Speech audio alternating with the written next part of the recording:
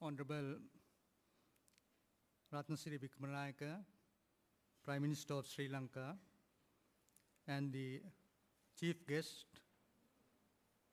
at the launch of the Institute of Certified Management Accountants of Sri Lanka, which has been incorporated by an Act of Parliament number 23 of 2009. Honorable VJM Lokubandara, Speaker of Parliament, Honorable P. Radhakrishnan, Deputy Minister of Vocational Training, Honorable Naushad, Member of Parliament, the Chairperson of SLT Mobitel, Ms. Leisa De Silva Chandrasena, the Secretary of the Ministry of Trade, Commerce, Consumer Affairs and Marketing Development, Mr. Lalita De Silva, our visiting presidents, Mr. Kunal Banerjee, President of the Institute of Cost and Works Accountants of India,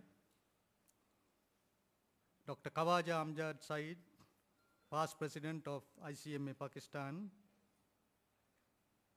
Mr. Said Islam, Vice President of the Institute of Management Accountants of Bangladesh, distinguished invitees, members of ICMA Sri Lanka, ladies and gentlemen. On behalf of the Governing Council of the Institute of Certified Management Accountants of Sri Lanka, I have great pleasure in welcoming you to the launch of the Institute of Certified Management Accountants of Sri Lanka.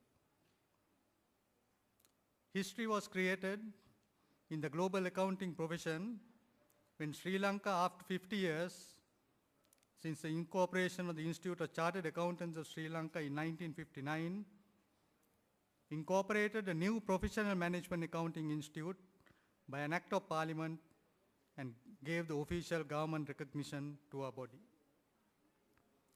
This is indeed a victory for national professional bodies which could now operate with dignity and respect in our own country. Let me also take this opportunity on behalf of Chartered and Management Accountants, accounting technicians, and the fraternity of professional accountants in the South Asian region to congratulate His Excellency Mahinda Rajapaksa, the President of Sri Lanka, the Honorable Prime Minister, the Honorable Speaker, for the great victory achieved in the liberation of Sri Lanka from terrorism and the LTTE, which existed for nearly 3 decades in our country. Our congratulations also to the 3 armed services and the police for a professional job executed meticulously with strategy, tactics and skill, with the right unwavering leadership coming from His Excellency the President. We are very thankful to the Honorable Bandula Gunawardena, Minister of Trade, Commerce, Consumer Affairs and Marketing, who tabled in Parliament on 18th March 2009 the bill for incorporation of the Institute of Certified Management Accountants of Sri Lanka. The bill was debated and approved by Parliament, and the Institute of Certified Management Accountants of Sri Lanka, Act number 23 of 2009, was given assent by the Honorable Speaker on 20th April 2009. We are very sorry that the Honorable Minister is not with us this afternoon, as he had to be overseas on an urgent official matter. A new era has dawned for the management accounting profession in Sri Lanka with the incorporation of ICMA by an Act of Parliament.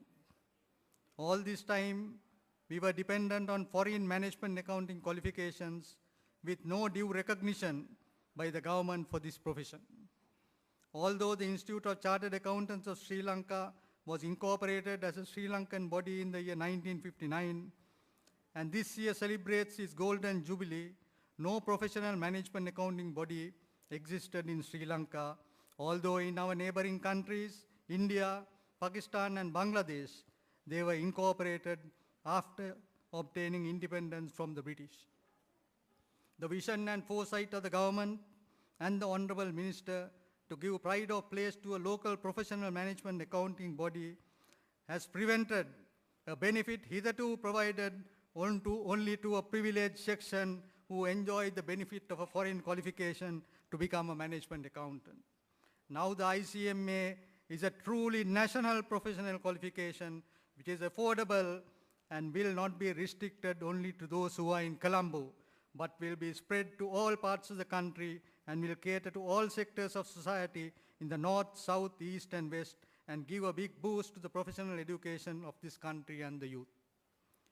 We have started ICMA Sri Lanka based on having achieved success in building accounting bodies in Sri Lanka, and a good example was the setting up of the AAT Sri Lanka when I was the president of the Institute of Chartered Accountants of Sri Lanka. This body was started without any capital in a small room with the limited support and personal funding from friends and business organizations and colleagues, and was built to be one of the most successful accounting bodies in Sri Lanka. Today it has its own land, own multi-story office complex, and has the largest number of students of approximately 30,000 spread throughout the country and have overtaken the parent body, the Chartered Institute. These are achievements even which any state institutions where large sums of government funding are spent have never achieved. I must tell you my experience in trying to get the AAT incorporated by an Act of Parliament on 2 occasions, and on both occasions when the bills were presented to Parliament, the Parliament was dissolved. I had a great